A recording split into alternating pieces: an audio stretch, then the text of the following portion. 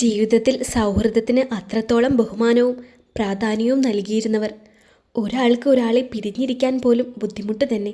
ഇരുവരിലും മിഴികൾ നിറഞ്ഞെങ്കിലും അത് പരസ്പരം കാണാതെ അവർ പുഞ്ചിരിച്ചു. നിന്റെ കൂടെ ഇതിൻ്റെ കൂടെ നടന്നിരുന്നതിൽ എനിക്ക് ഇത്രയ്ക്ക് വിഷമം ഉണ്ടാവില്ലായിരുന്നു.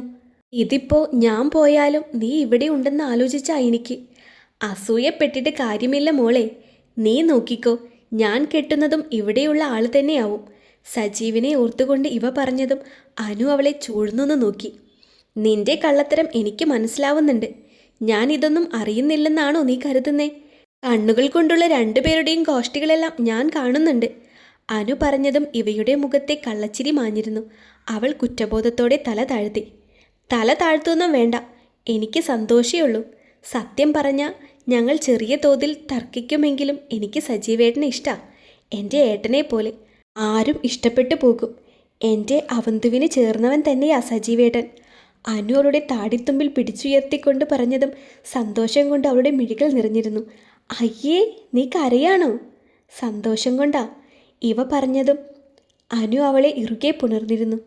ചില സൗഹൃദങ്ങൾ അങ്ങനെയാണ്, പറയാതെ മനസ്സ് വായിക്കുന്ന പരിമിതികളില്ലാത്ത സൗഹൃദങ്ങൾ. രാവിലെ നേരത്തെ തന്നെ ഇരുവരും എഴുന്നേറ്റിരുന്നു. നേരം വെളുത്തു വരുന്നതേ ഉള്ളൂ. ആഗ്രഹിച്ച പോലെ ഉടുക്കാനുള്ളതൊക്കെ എടുത്ത് 4 പേരും കുളക്കടവിലേക്ക് പോയിരുന്നു. അമ്മുവും നീനുവും ഒരുമിച്ച് മുന്നേ നടക്കുമ്പോൾ ആ രാവിലത്തെ തണുപ്പിൽ കൈകൾ ശരീരത്തോട് കൂട്ടിപ്പിടിച്ചുകൊണ്ട് അനുവും ഇവയും പിന്നെ നടന്നിരുന്നു. വിവാഹത്തിന് മുന്നേയുള്ള അവസാന നിമിഷം. ഒരിക്കലും മനസ്സിലുള്ളവനെ കിട്ടുമെന്ന് കരുതിയതല്ല. അനുവിൻ്റെ ഹൃദയം സന്തോഷത്താൽ കവിഞ്ഞിരുന്നു.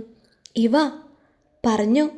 അനു നേർത്ത ശബ്ദത്തിൽ വിളിക്കുമ്പോൾ ഇവയിൽ നിന്നും മറുപടി അതുപോലെ തന്നെ കിട്ടിയിരുന്നു. എനിക്ക് ചെറിയ ടെൻഷനുണ്ടടി. നിന്നോട് പറഞ്ഞില്ലേ, ആകാശേട്ടൻ്റെ അച്ഛന് ഈ വിവാഹത്തിന് വലിയ ഇഷ്ടമില്ല. പക്ഷേ ഇപ്പോൾ എനിക്കൊരു ഉറപ്പുണ്ട്, ആകാശേട്ടനേക്കാളും അച്ഛൻ എന്നെ ഒരു മകളെപ്പോലെ സ്നേഹിക്കുമെന്ന്. അല്ലേലും എൻ്റെ അനുവിനെ കണ്ട ആർക്കാ സ്നേഹിക്കാൻ തോന്നാത്തേ? കളിയോടെ പറയുന്നവളെ അനു കൂർപ്പിച്ചു നോക്കി. നിനക്ക് ഈയിടെയായി എന്നെ കളിയാക്കുന്നത് കുറച്ച് കൂടുതലാ. സോറിടാ. സംസാരത്തിനൊടുവിൽ അവർ കുളിക്കടവിനടുത്ത് എത്തിയിരുന്നു. വല്ലാത്തൊരിഷ്ടം. കുഞ്ഞിലെ മുതലുള്ള ശീലമാണ് ഈ കുളത്തിലെ കുളി. അമ്മുവും നീനുവും കുളത്തിലേക്ക് ഇറങ്ങിയിരുന്നു. നീനു, സൂക്ഷിക്കണേ, ഇവ ആവലാതിയോടെ പറഞ്ഞു. ഓ എൻ്റെ ചേച്ചി, ഞാൻ കൊച്ചു കുട്ടിയൊന്നുമല്ല. അതെങ്ങനെയാ? എല്ലാവർക്കും ഞാൻ കുഞ്ഞല്ലേ? മുഖം വീർപ്പിച്ചുകൊണ്ട് പറയുന്നവളെ കാണെ എല്ലാവരും ചിരിച്ചു പോയിരുന്നു. ആ തണുത്ത വെള്ളത്തിലേക്ക് ഇറങ്ങി സന്തോഷത്തോടെ 4 പേരും കുളിച്ച് കയറിയിരുന്നു. തിരിച്ച് വീട്ടിലേക്ക് എത്തുമ്പോൾ ഒരുവിധം ആളുകളെല്ലാം എത്തിയിരുന്നു. എല്ലാവരും എന്തിനാ ഇപ്പോഴേ വന്നത് അമ്മേ? അകത്തേക്ക് കയറിക്കൊണ്ട് സുലോചനയോട് തിരക്കി ഇവ. പിന്നെ വരാതെ, ഇനി നിന്റെ കല്യാണമാണെങ്കിലും നേരത്തെ കാലത്തെ ഇതുപോലെ എല്ലാവരും എത്തും. എൻ്റെ ആഗ്രഹമായിരുന്നു അനുവിൻ്റെ കൂടെ നിന്റെ കൂടി നടത്താൻ. പക്ഷേ നെഞ്ചിലെ വേദന മറന്ന് ഒന്ന് നിശ്വസിച്ചുകൊണ്ട് അവർ അകത്തേക്ക് നടന്നു. ഇവയിലും വല്ലാത്ത വിഷമമുണ്ടാക്കി. എല്ലാം ഒന്ന് തുറന്നു പറയാൻ അവളുടെ ഉള്ളം വെമ്പി. ഇത്രയും വളർത്തി വലുതാക്കിയ അവരോടല്ലേ ഞാൻ ആദ്യം എൻ്റെ ഇഷ്ടം തുറന്നു പറയേണ്ടത്? ഇവ ഉള്ളിൽ ഉറച്ച തീരുമാനത്തോടെ പുറത്തേക്ക് നടന്നു.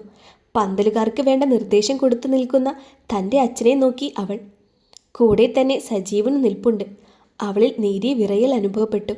അച്ഛാ! വിനോദിൻ്റെ അടുത്തേക്ക് ചെന്ന് അയാളെ വിളിക്കുമ്പോൾ അവളുടെ ഹൃദയം പിടച്ചുപോയി. എന്ത് കരുതും? അച്ഛാ, അത് ഞാൻ പറയാൻ വാക്കുകൾ ലഭിക്കാതെ ഉളറിപ്പോയിരുന്നു അവൾ. എനിക്കൊരു കാര്യം പറയാനുണ്ട്. ഞാനും സജീവേട്ടനും പരസ്പരം സ്നേഹിക്കുന്നുണ്ട്. ഞാൻ അച്ഛനോട് പറഞ്ഞില്ല, ക്ഷമിക്കണം. തല താഴ്ത്തി പറഞ്ഞുകൊണ്ട് അവൾ മുഴുവിപ്പിക്കും മുന്നേ അവിടെ പൊട്ടിച്ചിരികൾ ഉയർന്നിരുന്നു. അവൾ ഞെട്ടലോടെ തലയുയർത്തി നോക്കി. എല്ലാവരും ചിരിക്കുകയാണ്. അച്ഛനും സജീവേട്ടനും നന്ദുവും വിവേകും എല്ലാവരും. അവൾ മിഴിച്ചുകൊണ്ട് നിൽക്കുന്നത് കണ്ടതും അവളുടെ അച്ഛൻ അവളെ ചേർത്ത് പിടിച്ചു. എനിക്കെല്ലാം അറിയാം. ഇവൻ ആദ്യം എല്ലാം എന്നോട് വന്ന് പറഞ്ഞു. സമ്മതം വാങ്ങിയിരുന്നു. എൻ്റെ മോളെ ഇവനെപ്പോലെ ഒരാൾക്ക് കൊടുക്കുന്നതിലും വലിയ സന്തോഷം അച്ഛൻ എന്താ ഉള്ളേ? നിറകണ്ണുകളോടെ അയാൾ പറയുമ്പോൾ നിറഞ്ഞ ചിരിയുകൊണ്ട് അച്ഛനെ ചുറ്റിപ്പിടിച്ചു അവൾ. നാളെ ഈ പന്തലിൽ നടക്കാൻ പോകുന്നത് നിന്റെ കൂടെ വിവാഹമാ. അച്ഛൻ പറഞ്ഞതും വിശ്വസിക്കാൻ കഴിയാതെ അവൾ അമ്പരന്നു. സജീവൻ്റെ മുഖത്ത് നോക്കിയതും അവൻ്റെ മുഖത്തിൽ കാണുന്ന സന്തോഷം മതിയായിരുന്നു സത്യമാണെന്ന് മനസ്സിലാക്കാൻ. അവൾ ദേഷ്യത്തോടെ സജീവനെ നോക്കി. മുഖം വീർപ്പിച്ച് അകത്തേക്ക് പോകുന്നവളെ കാണെ എല്ലാവരും ചിരിച്ചുപോയി. എന്നെ മണ്ടിയാക്കിയല്ലേ? കാണിച്ചു തരാം ഞാൻ. കെട്ടിയിട്ട് എൻ്റെ അടുത്തേക്ക് തന്നെയല്ലേ വരുന്നത്? ഓരോന്നും പെറുക്കി പറഞ്ഞവൾ റൂമിൽ കയറി ജനലോരം നോക്കി നിന്നു. ചെവിയിൽ പതിഞ്ഞ ചുടുനിശ്വാസം. അവൾ കഴുത്ത് വെട്ടിച്ചുകൊണ്ട് തിരിഞ്ഞു നോക്കി. പിറകിൽ കള്ളച്ചിരിയോടെ നിൽക്കുന്ന സജീവനെ കണ്ടതും അവൾ മുഖം വീർപ്പിച്ചുകൊണ്ട് പുറത്തേക്ക് നടക്കാനാഞ്ഞിരുന്നു. പുറത്തേക്ക് പോകാൻ തിടുക്കം കൂട്ടുന്നവളെ കൈ പിടിച്ച് വലിച്ചുകൊണ്ട് ഡോറിൻ്റെ മറവിനോരം ചേർത്ത് പിടിച്ചിരുന്നു അവൻ. എൻ്റെ പെണ്ണിന് എന്ത് പറ്റി? വല്ല കടന്നൽ കൂടും കൊണ്ടോ? കവിളൊക്കെ വീർത്തിരിക്കുന്നല്ലോ.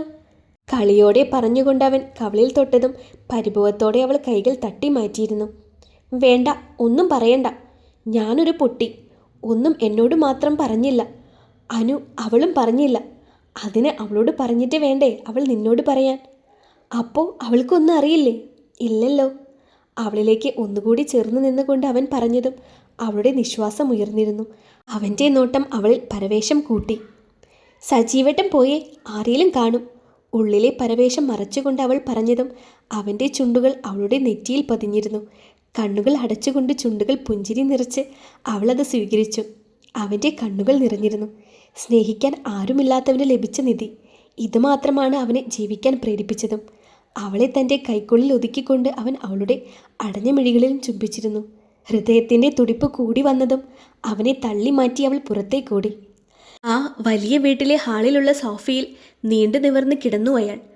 തൽക്കാലത്തേക്ക് കേസൊന്ന് ഒതുക്കിയെങ്കിലും പോലീസ് പറഞ്ഞത് വെച്ച് അവൾ ഒന്നുകൂടി പിടിമുറുക്കിയാൽ എല്ലാം അവതാളത്തിലാകും. ആലോചനയോടെ കിടക്കുമ്പോൾ മഹിയുടെ ഓരോ വാക്കുകളും ചെവിയിൽ മുഴുങ്ങിക്കേട്ടിരുന്നു. എല്ലാം ഇവിടെ വെച്ച് തന്നെ ഞാൻ ഉപേക്ഷിച്ചു. ആ വീടും സ്ഥാപനങ്ങളും എല്ലാം. എനിക്ക് ഞാൻ പടുത്തുയർത്തിയ ഞങ്ങളുടെ വിയർപ്പിൻ്റെ മണമുള്ള ആ സ്ഥാപനമൊന്ന്, അത് മാത്രം മതി. തകർച്ചയിലും പെട്ടെന്ന് തിരിച്ചു വരും ഞാൻ. ഇനി നിങ്ങളെപ്പോലെ ഒരാളെ അന്വേഷിക്കാൻ പോലും ഞാൻ വരില്ല. വീണ്ടും വീണ്ടും കാതുകളിൽ അത് തന്നെ കേൾക്കെ അയാളുടെ കണ്ണുകൾ ചുവന്നു പോയിരുന്നു. വിടില്ല അവളെ. പല്ലുകൾ കൂട്ടിക്കടിച്ചുകൊണ്ട് അയാൾ മുരണ്ടുപോയിരുന്നു. രാത്രിയിൽ സന്തോഷത്തോടെ എല്ലാവരും ഒരുമിച്ച് കൂട്ടുകൂടി പാചകത്തിൽ ഏർപ്പെട്ടു. വല്ലാത്തൊരു സന്തോഷത്തിലായിരുന്നു ആ വീട്. മഹിമയും തൻ്റെ പ്രതികാരമെല്ലാം മറന്നുപോയിരുന്നു. അവരുടെ പെരുമാറ്റത്തിൽ നഷ്ടപ്പെട്ട കുടുംബം തിരിച്ചു കിട്ടിയ പ്രതീതിയായിരുന്നു അവളിൽ. ഇവരുടെ കൂടെ തന്നെ ജീവിതം തീർക്കാൻ കുതിച്ചു പോകുന്നു. ചിന്തയോടെ നിൽക്കുന്ന മഹിമയോട് പുറത്തേക്ക് വരാൻ ആവശ്യപ്പെട്ട് വിവേക് പുറത്തേക്ക് പോയതും മഹിമയും അവന് പുറകിൽ ഇറങ്ങിയിരുന്നു. എന്താടാ? അയാൾ പുറത്തിറങ്ങിയ. ചേച്ചി, ഇനി അടുത്ത പ്ലാൻ എന്താ? ഇപ്പോൾ ഒന്നും വേണ്ട. നമ്മളായി ഇവരുടെ സന്തോഷം കളയരുത്. ഇവിടെയെല്ലാം ഒന്ന് കഴിയട്ടെ. മഹിമ പറഞ്ഞതും അത് ശരിയാണെന്നോണം വിവേക് തലയാട്ടിയിരുന്നു. ഞാൻ എന്നാ അങ്ങോട്ട് ചെല്ലട്ടെ, അവർ അന്വേഷിക്കും. മഹിമ പോയതും അവൻ പുറത്തേക്കിറങ്ങി നടന്നിരുന്നു. വല്ലാത്തൊരവസ്ഥയോടെ അവൻ ആകാശത്തേക്ക് നോക്കി. നക്ഷത്രങ്ങൾ നിറഞ്ഞ ആകാശം കാണാനും വല്ലാത്തൊരു ഭംഗിയുണ്ടെന്ന് തോന്നി. ഓയ്! പിന്നിൽ നിന്നും കേട്ട ശബ്ദത്തിൽ അതാരാണെന്ന് മനസ്സിലാക്കാൻ തിരിഞ്ഞു നോക്കേണ്ട ആവശ്യം അവന് വന്നില്ല. എന്താ? കടുപ്പിച്ചുകൊണ്ട് അവൻ ചോദിച്ചതും അവൾ വല്ലാതെയായിരുന്നു. ഷെടാ, ഇയാൾക്ക് ഒന്നിൻ്റെ സ്വഭാവമാണെന്ന് തോന്നുന്നു. അല്ലെങ്കിൽ ഇന്നലെ എന്നോട് നല്ലപോലെ സംസാരിച്ചതാ, ഇപ്പോൾ ഇതാ കടിച്ചു കീറാൻ വരുന്നു. മനസ്സിൽ പറഞ്ഞുകൊണ്ടവൾ മുഖം വീർപ്പിച്ചു. ചോദിച്ചത് കേട്ടില്ലേ എന്താണെന്ന്? അവൻ വീണ്ടും ആവർത്തിച്ചു ചോദിച്ചു. ഒന്നുമില്ല, ഞാൻ പോണു. തിരിഞ്ഞ് അകത്തേക്ക് പോയിരുന്നു അവൾ. വാതിലിനടുത്ത് ചെന്നുകൊണ്ട് അവൾ തല മാത്രം പുറത്തേക്കിട്ട് അവനെയൊന്ന് നോക്കി. സത്യമായിട്ടും എനിക്ക് പ്രായമായാൽ ഞാൻ നിങ്ങളെ കിട്ടും. എൻ്റെ ദേവിയെ, അതുവരെ ആരും ആ മനസ്സിൽ കയറിക്കൂടരുതേ. മനസ്സിൽ പറഞ്ഞുകൊണ്ട് അവൾ അകത്തേക്ക് കയറിപ്പോയിരുന്നു. എല്ലാവരും ഭക്ഷണമെല്ലാം കഴിച്ച് കിടക്കാൻ പോയിരുന്നു. ഇവയും മനുവും ഒരുമിച്ചായിരുന്നു. അനുവിൻ്റെ റൂമിൽ കിടക്കയിൽ അമ്മുവും നീനുവും കിടക്കുമ്പോൾ താഴെ പായ വിരിച്ചുകൊണ്ട് അനുവും ഇവയും കിടന്നിരുന്നു. തുറന്നിട്ട ജനലിലൂടെ വരുന്ന പുറത്തെ പന്തലിലെ വെളിച്ചത്തിൽ രണ്ടുപേർക്കും പരസ്പരം കാണാമായിരുന്നു. എന്തു തോന്നുന്നു? സന്തോഷം. ഇവ ചിരിയോടെ ചോദിച്ചതും അനുവിൽ നിന്ന് മറുപടിയും വന്നിരുന്നു. ഒരുപാട് പ്രശ്നങ്ങൾ ഉണ്ടായപ്പോഴും മനസ്സ് തളരാതെ എന്നെ പിടിച്ചു നിർത്തിയത് നീയാനു. സൗഹൃദത്തിനെ അളന്നു പറയുന്നതല്ല ഞാൻ. എങ്കിലും ഒരിക്കൽ പോലും ഒന്നിനോടും നിനക്ക് ദേഷ്യം തോന്നിയിട്ടില്ലേ? ഇവ ചോദിച്ചതും അനു അവളെ തന്നെ നോക്കിക്കിടന്നു. ഉണ്ട്. അനു പറഞ്ഞതും ഇവയുടെ മുഖം വാടിയിരുന്നു.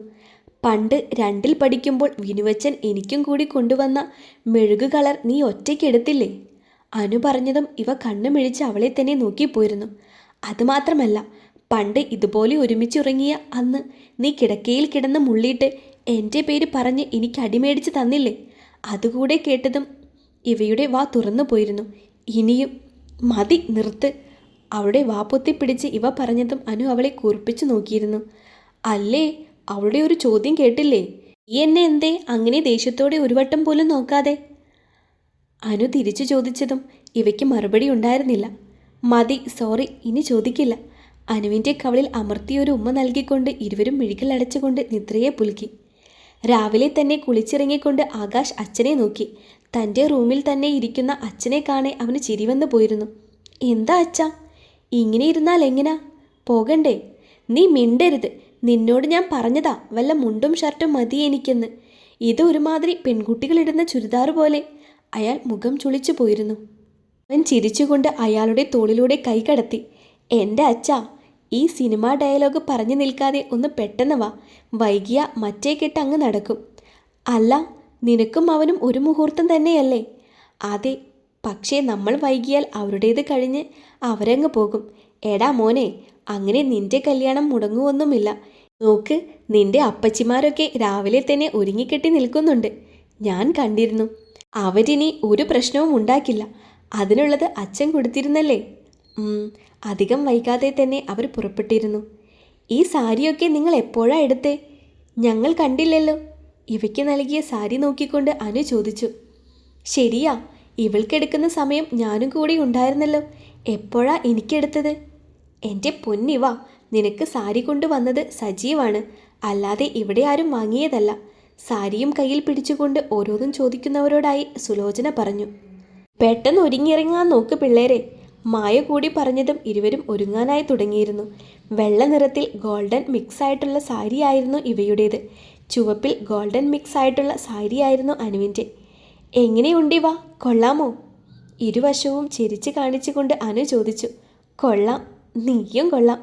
മുഖത്തോട് മുഖം നോക്കി പരസ്പരം പൊട്ടിച്ചിരിച്ചുകൊണ്ട് ഇരുവരും ഫോണെടുത്ത് ഒരു സെൽഫി എടുത്തിരുന്നു.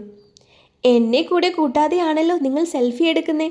അകത്തേക്ക് കയറി വന്ന അച്ചു പറയുന്നത് കേട്ടതും ഇരുവരും അവൾക്ക് നേരെ ഒന്ന് ഇളിച്ചു കാട്ടി. അവളോടൊപ്പം കൂടി ഒരു സെൽഫി എടുത്ത ശേഷം അവളെ ഒന്നാകെ നോക്കി. എന്താണ് ഒരു തെളിച്ചമുണ്ടല്ലോ മുഖത്ത്? മഹിയേട്ടൻ വന്നിട്ടില്ലേ? വന്നിട്ടുണ്ട്.